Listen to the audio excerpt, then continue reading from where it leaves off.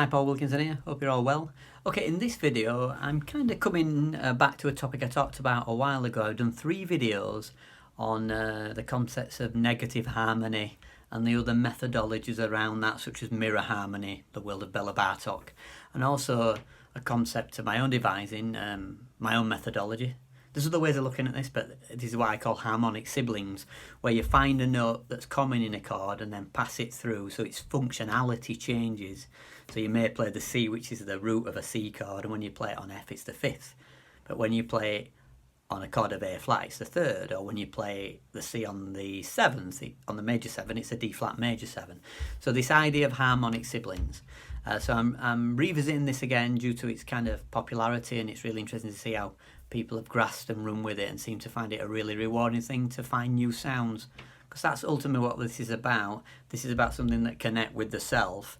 Then you own the answer to this question, and then you can go out and develop your own harmonic landscapes and find some things maybe a little bit more creative if you're stuck in a diatonic place, you know. So that's something that I find really useful when I show my students harmonic siblings. So in this video I'm going to quickly now just do a recap, talking about a video I did in part 3 of this negative harmony harmonic siblings, just a recap of that for people who are new to the topic. And then I'm going to explore that going round the circle of fifths, but the other way. They could call it the circle of fourths, depending if you go down but up. And then I'm going to talk about generating fifths within a key. I'll use C as an example, and then using that as a portal to go to another key or just another chord and then coming back home. So I hope you find this helpful. So okay, here we go. So harmonic siblings. Here's the C. Thinking of a C chord. Imagine it there, or whichever inversion you want to look at. Here we go. So let's do it straight, quite diatonically. F major. Maybe a G sus. A D minor you could look. I'll go back to the G sus to cadence it. Could even sus it. Let's move a bit further away. That could be the 3rd of A flat major 7. Think about that a second. The 7th of D flat major 7. The sharp 11 of G flat major 7. The 5th of F minor.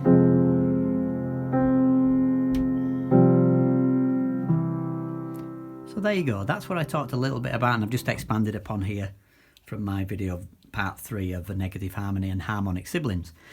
So here we go now. Let's have a look at it. Let's think about it via the power of the circle of fifths for a moment, all right?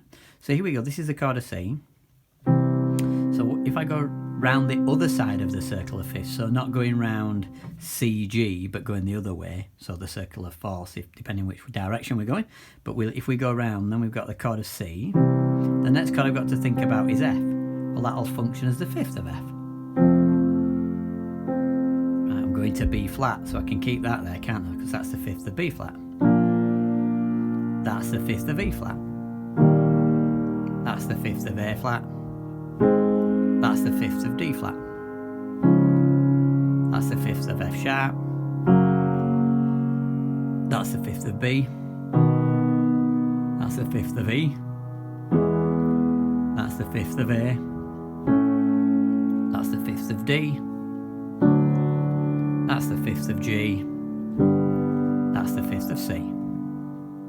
And then we're back home.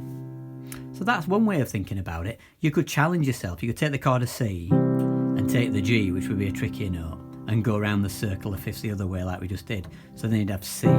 This would be kind of an F add 9. You might have to set this up an octave. And then E flats.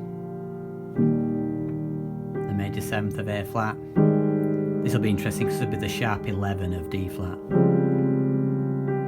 So just watch what I did again. Then I took the G, which functions as the 5th of the chord of C, and I took that G like a harmonic sibling all the way through. Look, here we go. So C, right, that's the 5th of C, but it'll be the 9th of F.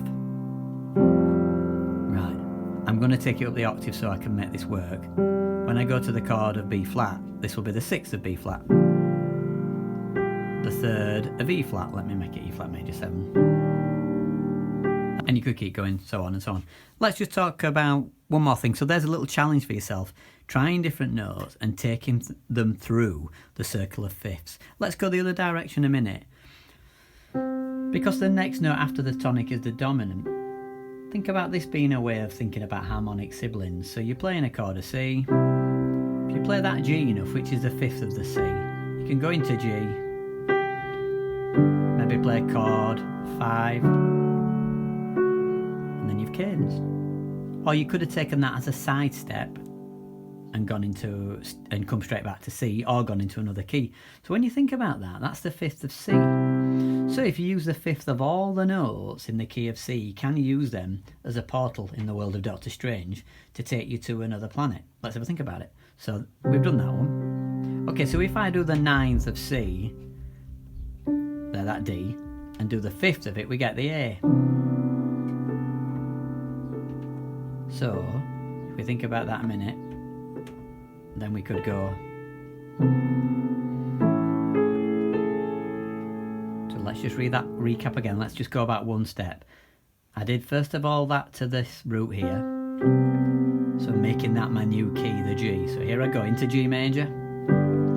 I'll then just establish a chord 5, maybe 4, 5, 1. So then we can go through and look at all the fifths and take the top note as the new key to go into. Now then we could stay in that key, or we could just have a little side step. We could run into the neighbour's garden and steal something from the table, but not put out our chairs. So here we go. So that's take me into A major. Here we go. And then I'm in A if I needed to, but let's keep going. That'd be interesting, won't it? We'll have to go to B major then if we take that and generate the fifth. We could go back.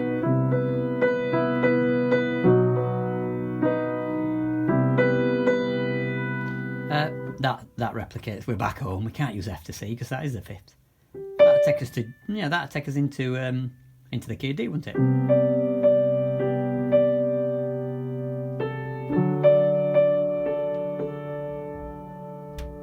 Where we got to there. That takes us into E.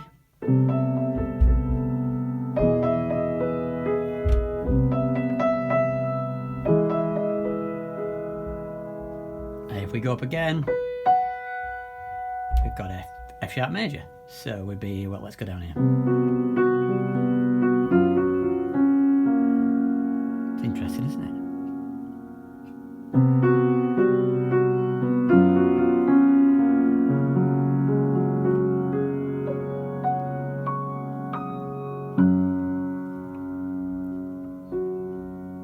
So there's a few things you could try. Let's try it another way.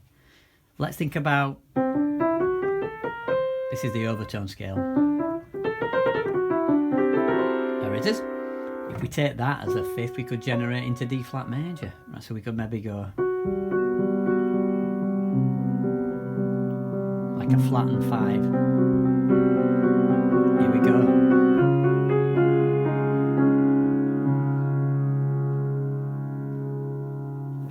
There we go. So in that last example, I generated that flat 5, mainly because the F is often called the avoid note if we're in C, the 4th degree, mainly due to where the overtone series, and I'll not go into that today, but you know, if you want to research that, please do, and you'll find that there's various reasons why the 4th is often sharp, and so we end up with a Lydian scale.